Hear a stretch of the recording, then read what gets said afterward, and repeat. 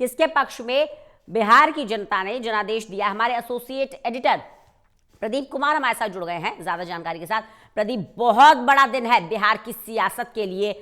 आज जनता का फैसला साफ हो जाएगा कि एनडीए पर ही भरोसा जताया है या महागठबंधन को दे दी है सत्ता की चाबी। देखिए, बड़ा चुनावी रिजल्ट है बिहार का चुनावी मुकाबला, और जिस तरीके से 2 चरणों का मुकाबला लड़ा गया है रंजना, निश्चित तौर पर तमाम उतार चढ़ाव के साथ, तमाम आरोप प्रत्यारोपों के बाद ये चुनावी मुकाबला आगे बढ़ा है। चुनावी मुकाबले से पहले ही एसआईआर की प्रक्रिया और जिस तरीके से ये विरोध प्रदर्शन में तब्दील हो गई, विपक्ष का वार पलटवार रहा, राहुल गांधी की प्रेस कॉन्फ्रेंस वोट चोरी को लेकर, और जिस तरीके से घमासान चुनावी मुद्दों को लेकर छाया रहा, तो आज उनकी परीक्षा का दिन है और आज रिजल्ट बिहार के चुनावी मुकाबले का आना है। निश्चित तौर पर इसके लिए व्यापक तैयारियां देखने को मिल रही है, लेकिन जिस तरीके से महागठबंधन ने मतगणना से पहले ही ये आरोप लगाए हैं निष्पक्षता को लेकर मतगणना हो, और जिस तरीके से उनको ये आशंका है कि इसमें गड़बड़ी हो सकती है, वो निश्चित तौर पर इशारा कर रहे हैं कि कहीं ना कहीं जो एनडीए का आरोप है कि वो चुनाव हार चुके हैं, इसलिए इस तरह के आरोप लगा रहे हैं। तो मतगणना की अगर बात करें तो जो गिनती शुरू होने की है वो 8 बजे से शुरू हो रही है, और इसी के साथ इसमें ये जो वोटों की गिनती आगे बढ़ेगी। 243 जो विधानसभा क्षेत्र हैं वहां पर पूरी व्यापक तैयारी चुनाव आयोग की ओर से की गई है, जानकारी दी गई है।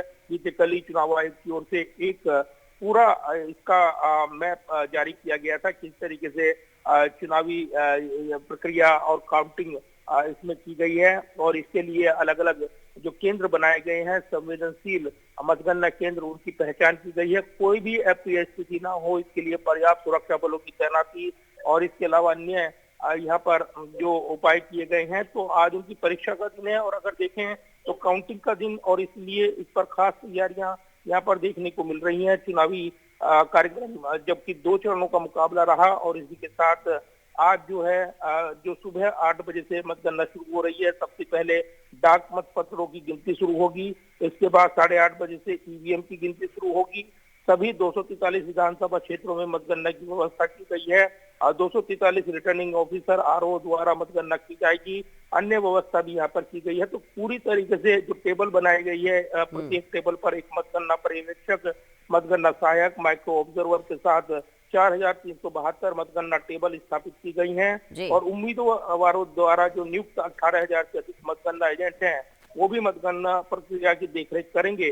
तो ये पूरी जानकारी दी गई है, और निश्चित तौर पर ये काफी महत्वपूर्ण है, क्योंकि ये भी कहा गया है कि अगर यहाँ पर ये सत्यापित किया जा सके कि कंट्रोल यूनिट को राइंड वाइज जो मतगणना टेबल पर लाया जाएगा वो 17 सीट जो भाग एक में दर्ज रिकॉर्ड से मेल खाती है नहीं, जो सीरियल नंबर यानी ईवीएम में दर्ज जो वोटों की संख्या को फॉर्म 17 सी में प्रविष्टियों के साथ जो क्रॉस सत्यापित किया जाता है, तो किसी भी बेमेल की स्थिति में उस मतदान क्षेत्र में वीवीपैट पर्चियों से अनिवार्य रूप से गणना की जाती है। ये व्यवस्था है। तो चुनाव आयोग ये जरूर चाहेगा कि उसके ऊपर कोई सवाल ना उठे, और इसलिए मतगणना को निष्पक्ष बनाने के लिए व्यापक दिशा निर्देश चुनाव आयोग की ओर से दिए गए हैं। लेकिन महागठबंधन की ओर से मतगणना शुरू होने से पहले ही बड़े तमाम आरोप लगाए गए हैं। बिल्कुल प्रदीप, राजनीतिक विश्लेषक, राजनीतिक पंडितों का क्या मानना है, एग्जिट पोल कितना एग्जैक्ट पोल में तब्दील होगा?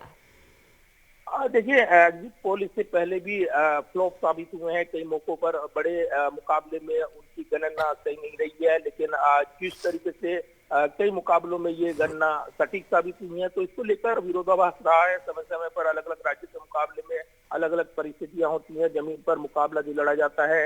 एक तो जो आज के एग्जिट पोल आते हैं उसमें कोई सीधे सैंपल साइज जो उसकी व्यवस्था है वो सब नहीं बताई जाती, और इसीलिए गड़बड़ ये नतीजे रहते हैं। कई बार ऐसा देखा गया है, लेकिन ये जरूर है कि एग्जिट पोल से उत्साहित है एनडीए खेमा, क्योंकि उनको लगता है कि उनकी सरकार बनेगी, एक बार फिर से नीतीश सरकार की वापसी होगी, और वो आश्वस्त हैं कि इस चुनावी मुकाबले में वो जीत रही हैं। क्योंकि महागठबंधन के नेता जिस तरीके से वो निराशा जाहिर करते नजर आए कि इस चुनावी मुकाबले में जो यहाँ पर वोट काटे गए हैं और जिस तरीके से गड़बड़ियां व्यापक तौर पर हुई है, उनके समर्थकों के वोट काट दिए गए, वो नहीं डाल पाए, ये तमाम आपत्ति दर्ज कराई गई। लेकिन एसआईआर को लेकर चुनाव आयोग बार बार साफ करता रहा कि उसमें कोई आपत्ति दर्ज नहीं की गई, लेकिन निचले तबके में वो अपनी आपत्ति दर्ज करने की स्थिति में नहीं थे, ये विपक्ष कहता रहा। तो ये जरूर है कि इस चुनावी मुकाबले में जिस तरीके से तमाम उतार चढ़ाव रहा है, चुनावी मुद्दे रहे हैं, और सबसे खास बात कि नीतीश जो कई बार पाला बदल चुके हैं, बावजूद उनके उनके खिलाफ राज्य में कोई माहौल नहीं दिखा है। ये भी एक काबिल गौर बात है। और इसलिए एंटी इनकम्बेंसी फैक्टर की बात करें तो उसकी काट के लिए कई समीकरण बीजेपी चलती नजर आई है। पहले अनाउंस नहीं किया गया नीतीश कुमार का नाम, और उसके बाद विपक्ष ने इस पर सवाल उठाए, तो मुद्दा ये चर्चाओं में आ गया कि नीतीश कुमार को सीएम केस क्यों नहीं अनाउंस किया गया। ये सहानुभूति नजर आई। और उसके बाद महिला वोटरों की बात करें, 10,000 की राशि जो स्थानांतरित की गई, जिसको लेकर आपत्ति दर्ज कराई गई विपक्ष की ओर से, वो भी यहाँ पर फैक्टर में जा रही है, इनके पाले में जा रही है, एनडीए के पाले में, ये अनुमान लगाए जा रहे हैं। तो कहीं ना कहीं चुनावी रैलियों में जो घमासान दिखा है, तो यहाँ पर प्रमुख चेहरे के तौर पर अगर देखें नीतीश की वापसी, और भले ही उनके स्वास्थ्य को लेकर तमाम सवाल उठे हुए हैं, लेकिन वो सीएम रहेंगे। उनके नेतृत्व में चुनाव लड़ा गया है, साफ किया गया। हालांकि बीच में जब यहाँ पर जो गृह मंत्री अमित शाह है, उन्होंने ये कहा था कि विधायक दल की बैठक में क्या होगा, तो ये एक चुनावी रणनीति का हिस्सा माना गया था। और कहा गया था कि इसके जरिए नीतीश को लेकर बहस गर्मा गई थी और कहीं न कहीं मुद्दे डाइवर्ट हो गए थे जमीनी स्तर पर, और इसको विपक्ष भाप नहीं पाया। तो फिलहाल इसको लेकर चर्चाएं रही हैं, और इसीलिए इस चुनावी मुकाबले के बाद आज रिजल्ट के दिन निश्चित तौर पर इस पर कयास लगाए जाते रहेंगे और ये सवाल उठते रहेंगे। और इसीलिए इसमें अगर बाजी एनडीए मारता है तो निश्चित तौर पर एनडीए की जो चुनावी रणनीति की माइक्रो मैनेजमेंट, वो भारी पड़ेगा महागठबंधन पर, जिसकी काट उनके पास नहीं है।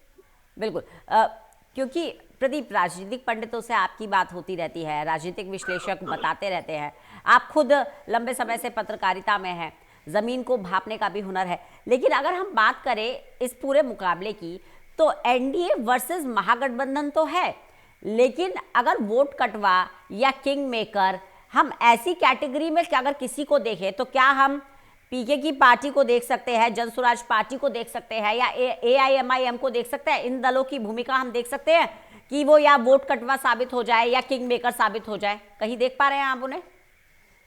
देखिए, सवाल बड़ा महत्वपूर्ण है रंजना, और इस चुनावी मुकाबले में निश्चित तौर पर इन दलों पर निगाहें रहेंगी, क्योंकि पहली बार चुनाव लड़ रही है जन स्वराज पार्टी, प्रशांत किशोर की पार्टी। शुरुआत उन्होंने अच्छी की थी, बैटिंग फुल फर्क खेली थी उन्होंने, और जिस तरीके से उन्होंने आरोप लगाए थे, चाहे वो डिग्री का विवाद हो, सम्राट चौधरी का विवाद हो, चुनौती दी गई थी। जिस तरीके से प्रशांत किशोर आक्रामक थे, वो निश्चित तौर पर चुनाव जैसे शुरू हुआ उसके बाद वो कहीं न कहीं थोड़ा कमजोर पड़े। धन बल, पैसा बल, ये तमाम ऐसे इशू होते हैं जो चुनावी मुकाबले में जो आजमाइश में उलझे रहते हैं। तो ये वोट जो है कहीं न कहीं बीजेपी खेमे में, अपर कास्ट में सेंध लगाएगा, ये चर्चाएं बिहार के चुनाव में रही है। लेकिन जो प्रशांत किशोर ने फोकस किया वो बेरोजगारी और युवाओं के पलायन को मुद्दा बनाया,